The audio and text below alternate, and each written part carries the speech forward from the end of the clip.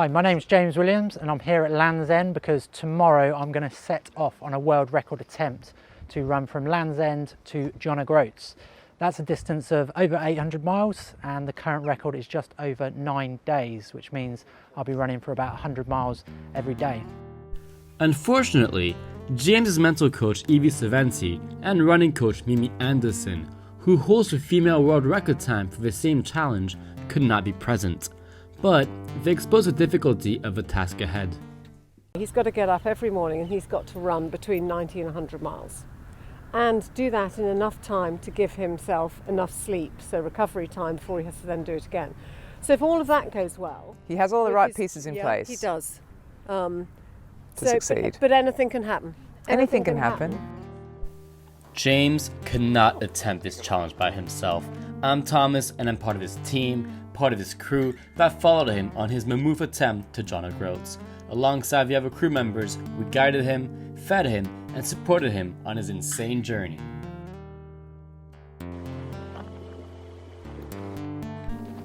Minutes before departure, we packed a support bike with food, drinks, and the GPS.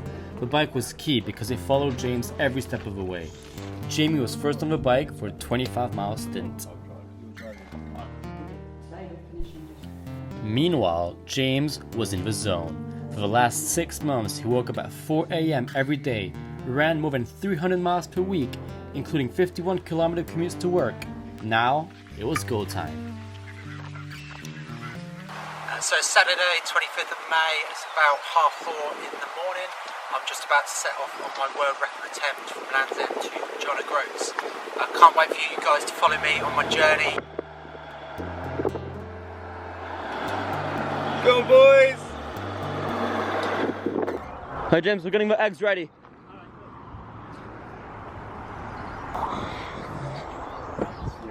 I told him we're getting the eggs ready.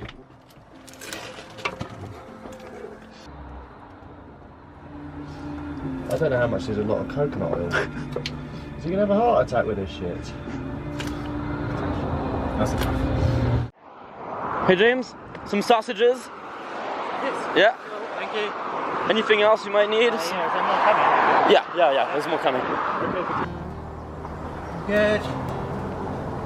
More than halfway. 50 miles in, it was time for James to sit down, eat up, and rest for 10 minutes. But James felt good and instead opted to eat on the move.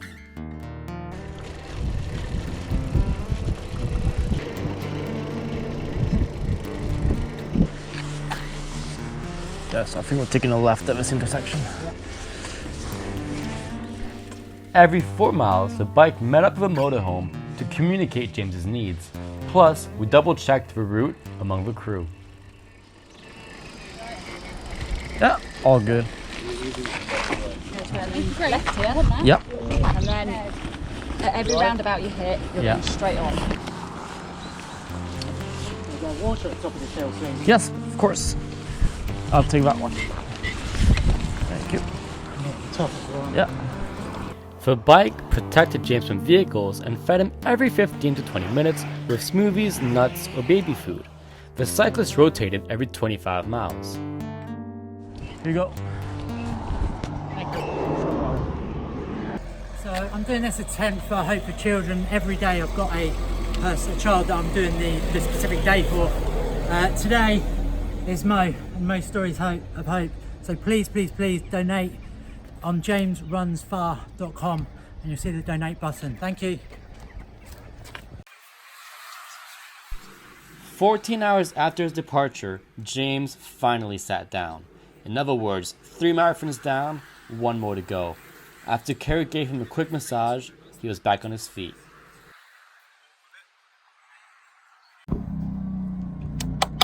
JB. Hello, mate. Thanks, we've got a bit of food for you because this is your second supper. This way. Yeah, it's a meal stove. It's a meal stove there.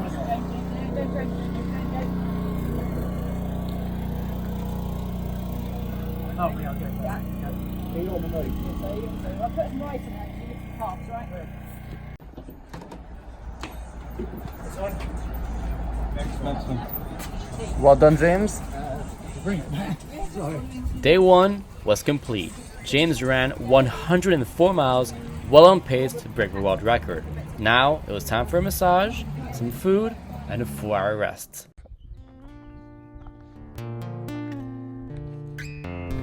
Day 2 was off to a shaky start since James did not get much sleep, but he had no choice but to crack on running.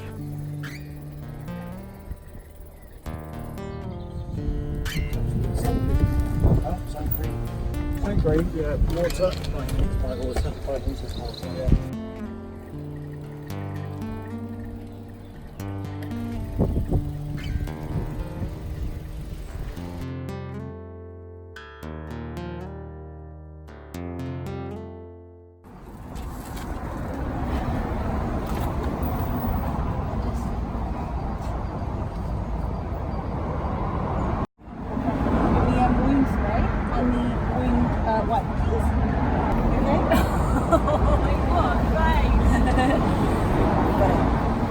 We caught it really early, so well done.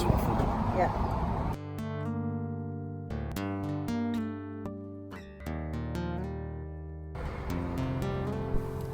After a quick blister scare, the second motorhome that met up with James every 25 miles and was in charge of groceries and cooking was preparing part of the 10,000 calories James consumed every day. Thomas, you had some sausages, mate? All of them, but one. It's a long stint, mate. Sorry. Yeah, no, it was great. This is James' time log. He has run for 40 hours, 57 minutes and 47 seconds. It is the 26th of May. We are in... And now we're going to follow James down the road. In order for the world record attempt to be verified, we had to get witness signatures, 10 minutes of video footage of James running per day, photos of James next to city signs, and we kept a logbook with all the mileage and time information. With the day coming to a close, the first nervy moments crept in. His pace dropped since he was getting more and more fatigued, but seeing the Severn Bridge from England to Wales was just the bump he needed to help him finish the night strong. Yeah, look, you see that? He saw it. James only ran 87 miles today, but he was still on pace to break the world record because he had given himself a cushion in his planning in case he did not hit 100 miles per day. Good job, guys. At the end of day 2, it was a pretty good day. Day 1, I'd done a huge amount of mileage, so that was a really big positive.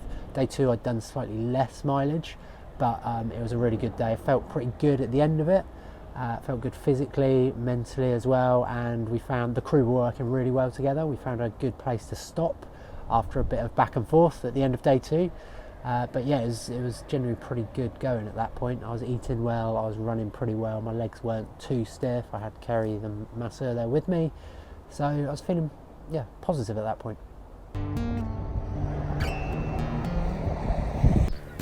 For the first time on this challenge, and from this point forward, James's wife Catherine and his 2 little girls were here to support him. A real boost in motivation for James.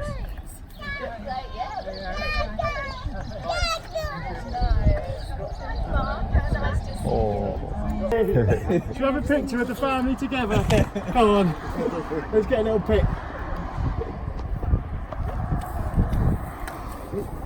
Yeah, got it. Hi, how are you doing? Yeah, very good. Yourself? All of them better for seeing the family. Come on, everyone together. Look at Lottie. Yay! Fantastic. Look at James. Doesn't he look like a superstar?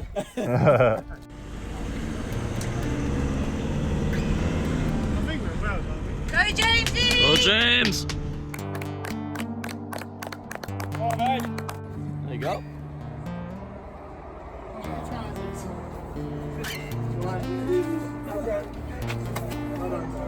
Come on, James. Go guys! These for a souvenir. In the last section of the day, James walked a lot.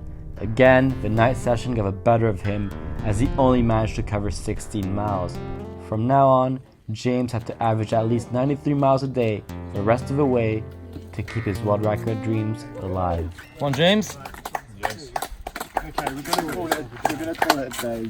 It's getting to 12 o'clock. We're gonna get up and pacing tomorrow morning. And we're gonna have we've got to be doing like 4.5 hour 25 miles, okay? Like and like what does that mean on the watch? What is that pacing wise? Because I'm gonna pace you on that bike. Good job, James. Yeah. Mate, fucking wicked day. Well done. Well done. Great job. Come here. Well done, well done. Oh, group hug, go on. Let the boys give you a hug. Hug it out. Right, get in and get on that bed and get some sleep, yeah? That's alright. It's alright. Right, let's get in quickly. Go. James, good job, James. Good job. James, it's good. It's absolutely amazing, James. We're still on track. yeah. Cheers, Paul. James said section 3 was his favourite. Good job, James. Yeah, I've been tearing in the new one. Right, let's get in there. Come on, get you in there. As soon as you get to sleep, let's get in 4 hours, yeah? We've been going for 71 hours, 35 minutes, and James is about to step out of the van to begin his day 4 challenge. James, well done, mate. Have fun, Jack. Right, Jackie, well done. Although we were making progress, we could not continue like this. We needed to change strategies. We needed to be more efficient. No more 4 blocks of 25 miles with no sleep or adequate rest. From now on, when James felt tired, he would take a 1 or 2 hour power nap in the hopes that when he does run again, he'd be more fresh and he'd run quicker. I'm just going to take a little power nap before we go back in an hour or so. Just ran 26.57 kilometres. Perfect. Thank you, James.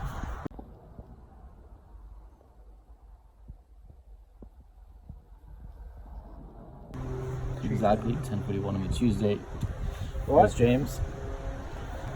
And we're going to smash out 70 miles. Yeah, I can get it done. Come on, James.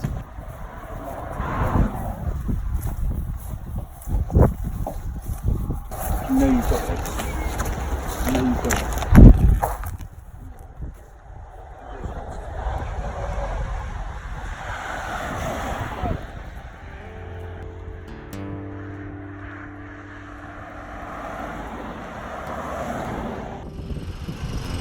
James, you're looking great, mate.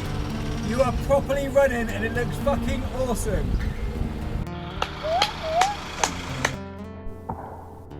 After the power nap, James felt amazing. He had a new wave of energy. He was now running at 5.4 miles per hour, meaning he was taking about 4.5 hours to complete 25 miles, as we had discussed in the team meeting the night before. Come on, James. Coming in. Amazing job.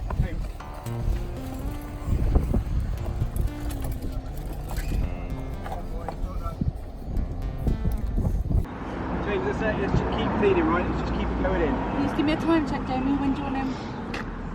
Let's do another 4 minutes. Okay. We've recalibrated the plan and it's all on track. Yeah, we're all on track. We're doing so well. Yeah. You just keep this machine going, James. You keep those legs moving. Can you believe us, right? It is on track. We need to have faith in us because otherwise we wouldn't be here. James was getting extra motivation from encouraging social media posts and from fans cheering him on in person along the way. Did you like that cheesecake smoothie, by the way? How good was that? The boys are getting some more cheesecake and we're going to keep these cheesecake pot smoothies going. There's about 1,000 calories in each bottle. Mate, I tell you what, mate. Yeah, you're gonna be storing calories by the end of the day, mate. All right, guys. Well done. Great stop. Well done, James. Great stop. James, you need a walk, mate. Good man. Day 4 was a bit of a roller coaster actually. Earlier on in the day I'd had a couple of bits where I was literally crying in lay-bys to you guys in fact. I was struggling to eat, struggling to move at various points. I got some rest about 7 p.m. To about 8 p.m. and then got up and from that point had one of my best sections of the entire challenge. Ran quite late into the night till about 3 a.m. was when I think I stopped, but I was feeling really good. Like it was a really quick session, absolutely flying. Got into the van that night and felt good as well. Unfortunately, I probably didn't eat well enough like when I'd finished for that day. so I didn't refuel enough and woke up, and actually I was in a completely different mind state. My mind was a bit sort of blah, for want of a better phrase, and my legs also felt quite dead. So it's surprising how quickly it went from so good in day 4 to so bad at the start of day 5. Day 5 was pretty bad if you remember. I had a good section for about an hour or so, and I think that's because I got some decent breakfast in. But then I really struggled after about an hour, and I think I was trying to get through it. Stopped a lot for about 2 or 3 hours. I kept meeting up with you guys in the van, kept getting people to sort of stretch me, lots of massage. I was trying to get lots of fuel in, but it just wasn't giving me any energy, and I just couldn't get my feet moving again. Had a couple of amazing people that came out to support, and sort of slowly got a little bit better. So there were these points where I thought I could pull it back, but I think it was actually fairly early on day 5 that I thought I was in a bad state. And then after about 7 hours of trudging around Preston, I'd got so far behind the record that unfortunately it was time to call it a day. If I'd had the chance to continue even without the record and get to John O'Groats, I would have, but I think at that point it was still too far away to trudge on. Even though James failed to deliver, he still ran an impressive 377 miles in just over 4 days, and he has not given up hope to one day break the record. At this point, definitely want to try LeJOG again, or whether it's LeJOG or the opposite way round, joggle, not sure. Discussed it with Catherine, my wife, and she's quite keen for me to do it as well, surprisingly. But it feels like a big sort of elephant in the room that we want to achieve, and it was a big family thing and a big team thing with lots of people that put effort into it, so definitely feel like it's unfinished business. I'm going to do quite a few things differently. I think in the time frame that I gave myself, which was sort of a year to 18 months, I think I did pretty much all I could have. So what I'll do next time is essentially take more time. So I'm thinking minimum 5 years to attempt it again, get experience of some multi-day events, long events, sort of 4, 5, 6 day events where you just run in and getting used to that. I think the other big things are around like the logistics as well. So the route preparation, I would try and go and do a recce of the route. I think it was pretty good, but there were some parts that I could definitely improve on. And then just tweaking things like the food, tweaking other bits as well, nutrition and stuff like that. The crew were absolutely amazing, considering none of the guys had experience apart from Becky. So it was wholly positive. So if you guys want to join me again, I'll definitely be calling you into action.